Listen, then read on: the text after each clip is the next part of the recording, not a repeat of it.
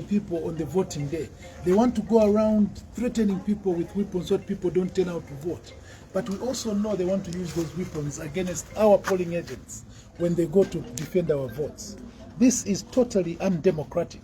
And I'd like to appeal to Grafeo Musamba to make sure that he sends his senior police officers here to Petauke to come and stop this. In the same manner that he sent senior police officers to go and arrest poor little Mumbipiri in Kawambo, this time let him arrest people who are carrying weapons in Petauke. We are very confident of winning this seat. I spoke on behalf of all of them and I said to them, let us conduct ourselves in a peaceful manner. The problem we have in Zambia is that we have a president who ascended to the presidency of the UPND through violence. And he ascended to the presidency of the country through violence. And he thinks that he will maintain his presidency through violence. But I want to appeal to you, all of you who have voted, come and defend your vote. If all of you come out there, these hooligans will have no chance whatsoever to use their weapons, to use their machetes on you. If you relax and relent, I can assure you a repeat of Kawambwa may occur here. We don't want to happen. We want to make sure that we remember J.J. Banda by voting a successor who is coming from the same family as J.J. Banda, from the Patriotic Front through NCP, and that person is Simon Jehovah Jaire Banda. Any clarification? Okay, it's clear. I can clarify a story that is trending. Yes. Yes.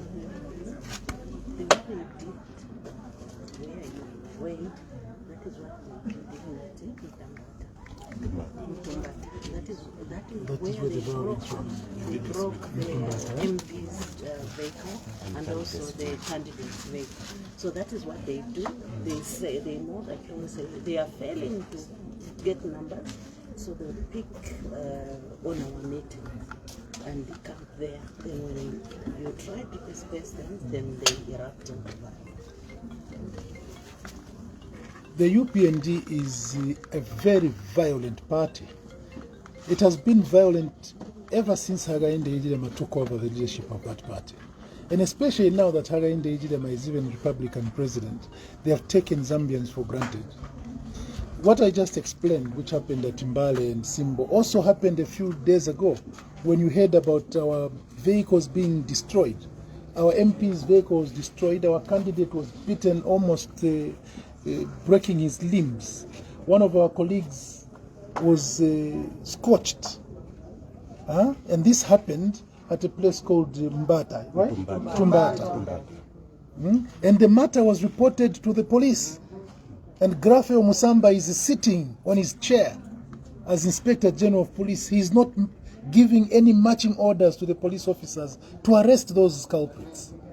Now, this is a country where the law is applied selectively. For some people, Mumbipiri was arrested simply because Mposha went and reported that she had a teaser. And yet there was no evidence whatsoever. And Grafeo Musamba was excited to arrest that poor woman because he wanted to impress Hakainde. Now Musamba impressed the Zambian people by arresting those crooks, those thieves, those criminals who are beating up our people. That's when you'll be a police officer, not when you go and start arresting innocent people. I know that you're already planning now to come and pick some of the people from Tonse Alliance in Petauke on flimsy charges, but you're failing to arrest those criminals.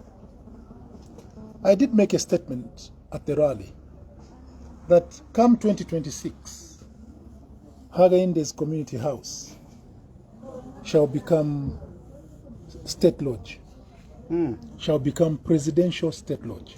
Yes. This is not because we are vindictive. And let me make it very clear. We shall not follow Hakainde for his private property. Irrespective of how he acquired it, we don't care. We care less.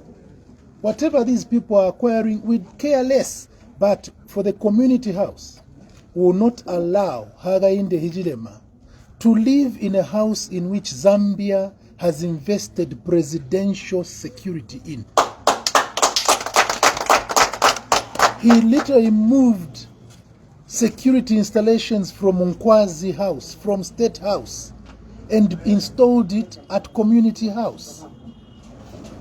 When a new president is installed, how sure are we that Hakainde will not be using those security features to spy on his successor?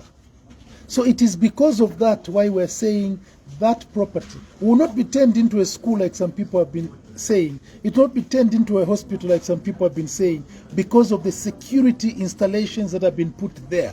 The only one who qualifies to be provided with those security installations is the head of state. And because of that, that house shall be gazetted as a state lodge. So that the one who qualifies to be protected with that kind of security is the one who uses it. It's not because we want to be vindictive, because we in Tonse are not vindictive. We shall not arrest people on flimsy charges. No. And the only house we're talking about is Community House. And I've explained the reason. All those security installations there are too sensitive to be given to a private person, to be given to a non-president. Even a minister would not qualify to live in that house, because the presidency is surrounded by security features that are only befitting of the office of president. So Hakainde, be ready, my friend. As soon as you leave presidency, we in Tonse shall build you a house which is befitting of a president in accordance with the law. But that community house, thank you for donating it, it shall be Presidential Lodge. Finish.